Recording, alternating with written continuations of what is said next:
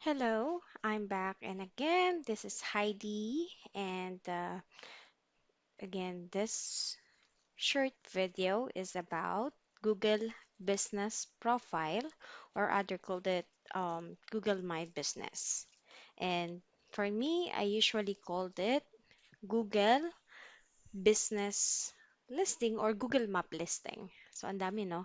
So, again, the easiest way is this is another kind of profile para sa mga local businesses. So, dito sa Pilipinas, mostly what we're using is Facebook page. But, there's like pros and cons when it comes to Facebook page. But of course, again, Facebook page is really good for any kind of business and also for local businesses. And dahil free ang Facebook page. And also, this Google Map listing is also free. And alam nyo ba na itong Google Business Profile listing is really a kind of, your big profile sa internet, or especially when it comes to Google search and Google Maps. And nowadays, mostly tayo is gumagamit ng maps, 'di ba? And syempre lalo na yung mga delivery, and nowadays mostly mas mabilis na yung transaction when it comes to online. And tayo madalas din we're searching for like dentist near me, restaurant near me, spa near me, salon, ano pa ba, school near me, Montessori school near me, and hospital near me, and any other local businesses. And ayun nga, the good thing about this Google business listing is ito yung magiging billboard ng business niyo online. That's why this is really important for local businesses, any kind of business. And this is especially for businesses na may physical location. But of course, this is also good for businesses that if you are selling like products or e-commerce. Okay, so let me just show you today the one of my clients' profile. So this business is a massage spa. Located siya sa Mexico. Okay? So I handled this client last month of May. Okay? And then um, a background of this business is, ayan, meron siyang physical location. And what I am doing right now is I am creating a simple monthly report for my client dahil sa mga business owner, importante sa kanila ang reporting or numbers or result. And this is like the sample report that I'm doing for my client, and I always use of Canva. So simple lang. So I'll just date this one August, and today is 22. Okay, it's then I put the Ensenada massage. So the date and the name of business. GPP report. Okay, so there you go. So ayan, going back muna dito sa profile ni client, and let me show you also ano ba yung makikita mo kapag verified ang profile mo sa Google Map listing. So, ito yung example ng verified client. So, usually, kapag ikaw yung nag-handle or dun sa end mo, so like me, since I handle this client, makikita mo yung blue check. So, meaning, it's verified and ikaw yung nagmamanage ng listing. So, dito, yes, makikita mo yung profile. So, usually, yan yung business name, business category, and yan yung description about your business, opening date, and of course, importante yung contact number and if meron kang website, you can put it here. And the good thing about the recent Google Business listing, or itong ang tinatawag nating Google Map listing, since last year lang to, ang pwede na nating i-link yung mga social media ng ating mga businesses or yung mga businesses nyo. Like if you have TikTok, Facebook, Instagram, YouTube, Pinterest. So, yan. You can edit here. Ano pa bang meron dyan? Social media, yan. Kung meron pa kayong LinkedIn and Twitter. So, this is really one of the major important dito sa Google Map listing dahil with the help of this listing, kumbaga nagsisync in or nagka-link lahat ang iyong mga online platform, ang iyong mga um, website or yun nga, social media. So with this listing, nakaka-help siya para mag-provide ng traffic. Yung traffic, ibig sabihin is yung there are two kinds of traffic din pala. Dahil nga meron tayong dalawang kind ng marketing na tinatawag. So, meron tayong free or what we call it organic and then the other one is paid. So, yung organic, ito yung example ng organic natin. So, again, this Google listing is free. You don't have to pay Google yung Google. So, ang main requirement mo lang dito is yung email and yung name ng business mo or details of your business. And make sure that your company details is really correct.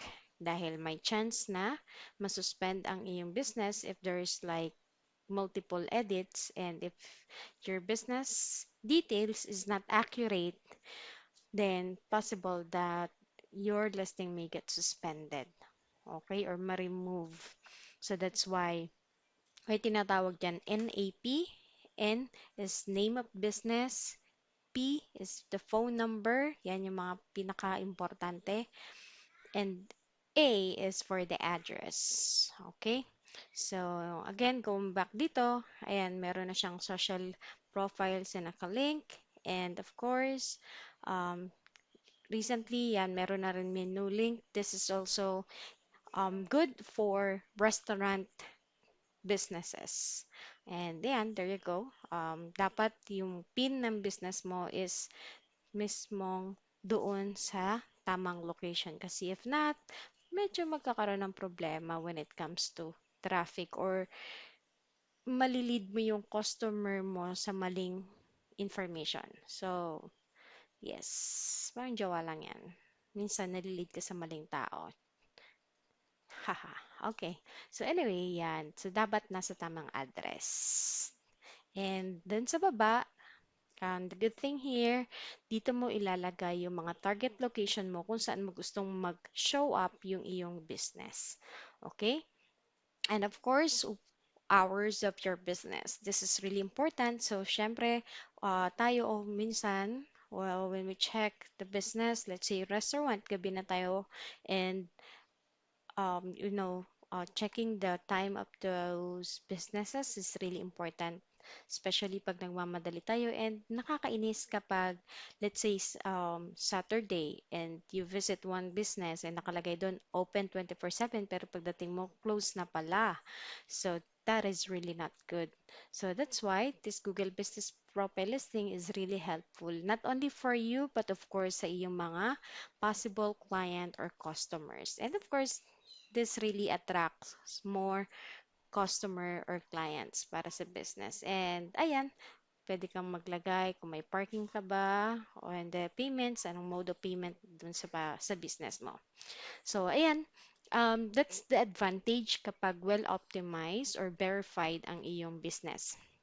Again, kapag verified ang iyong business, you can edit your information. Or let's say someone give you like 1 star or negative feedback. So at least that way you can reply doon sa reviews. So look at this. Since this is a verified profile, so ayan, 2 weeks ago lang may nag-review. So all you need to do is just click, reply dito. But since meron na siyang response, so ayan. And if you want to edit yung reply mo or delete, then you can do it. So that's really the advantage of verified profile. Again, you have the control to respond dun sa mga reviews, and ayun, at least kung may negative review, ma-address mo agad what is really the problem. If it's really the business, is it really not the business, sometimes it's just the service, or minsan yung staff, or minsan the price, and minsan, may mga konting misinformation. So at least that way ma-address mo, and may tama mo din kung ano or may tama kung ano yung mali, and yes, you can directly communicate dun sa client or dun sa customer na nagbigay ng negative feedback. Okay, and there you go. So yes, photo, yeah, makakapag dito mo makikita yung mga images na in-upload mo. And there you go. This is the performance. This is really the most important part of this Google business or Google business profile listing. Kasi ito yung tinatawag nating ditong insight or performance. So there you go. Dito malalaman mo kung ilan yung nag-interact or nag-visit or nakakita doon sa iyong business. So as you can see here, there are more than 2,000 or almost 3,000 uh, people who interact to this business. And the good thing about this, pwede ka ring mag-run ng ads. So you can just click start now. So this way, this is what it looks like kapag nag-ads ka. Okay? And see, there are more than 19,000 people who view his profile or dito sa business na to. And dito ma-identify mo kung ilan yung Google search doon sa mobile na gamit. Sa Google Maps ba siya nag-search, or and then this is through mobile and desktop. Okay, so again, this Google Map listing, you have there are two advantages to share your business sa Google search and sa Google Maps. And then dito, yan, may mga given keywords na pwede mo ring magamit just in case na mag-run ka ng ads, or if you want to create content, so you can have an idea what keywords or words that you can use. And yan, advertise, you can click on that. So for now, di ko muna siya i-click. Edit product. So dito, if your business have like, you can put it here then yung mga services.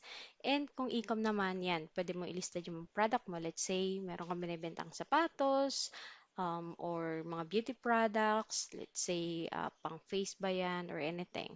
So services, ayan. Ito naman yung mga mga service offered mo, like, katulad nito, Ensenada Mobile Spa, Massage, and since sa Mexico to, so iba yung language nila dyan.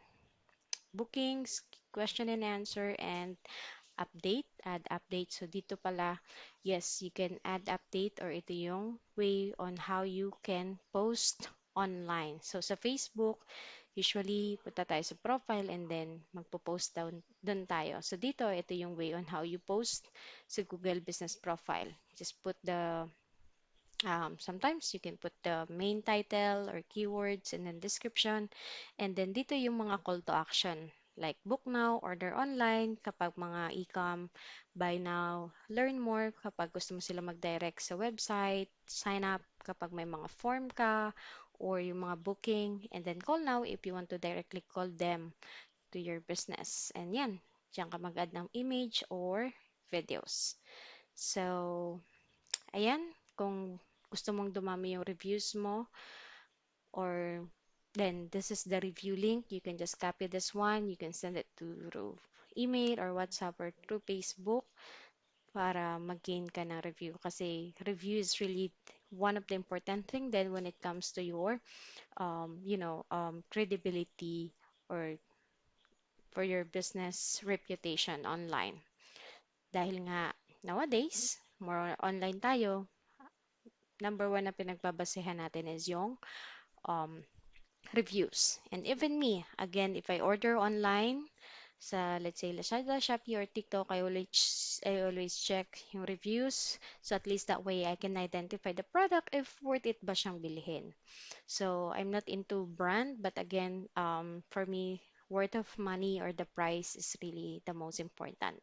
And I also check then dun sa mga negative review if bakit may negative review. Kasi yun nga, minsan hindi yung product, minsan yung mga deliver lang or may delay or yeah, or some additional information about that product. So again, this is the view of a verified Google business profile. And then sa baba, makikita mo usually yung, yes, yung website mo, and then citation, ito kung saan pa nakalista yung business. And since massage to, like they're promoting tourist attraction din sa Mexico, then yes, meron silang TripAdvisor.